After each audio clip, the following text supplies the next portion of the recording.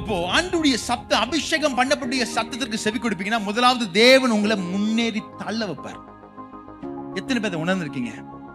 சில நேரத்தில் நம்ம சோர்ந்து போய் நிற்போம், அவ்வளவுதான் நினைப்போம். ஆனா கர்த்தருடைய சத்தம் நமக்குள்ள துணிக்கும் பொழுது அது நம்மளை தள்ளும். நம்ம நினைக்க முடியாத இடத்துல நம்மளை தள்ளி கொண்டு போகும்.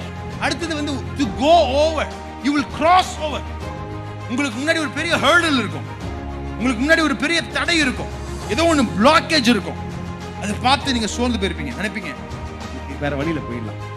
ஆனால் அபிஷேகம் பண்ணப்படைய சத்தம் துணிக்கும் பொழுது அண்டர்ஸ்டாண்ட், நீங்க சொல்வீங்க, இந்த சத்தம் துணித்தோடனே உம்மாலே நான் ஒரு சேனைக்குள் பாய்வேன், உம்மாலே நான் ஒரு மதிலை தாண்டுவேன், உம்மாலே நான் ஒரு சேனைக்குள் பாய்வேன், உம்மாலே நான் ஒரு மதிலை தாண்டுவேன் என்கிற உற்சாகம் எங்க வரும்? அபிஷேகம் பண்ணப்பட்டோடைய சத்தம் துணிக்கும் பொழுது.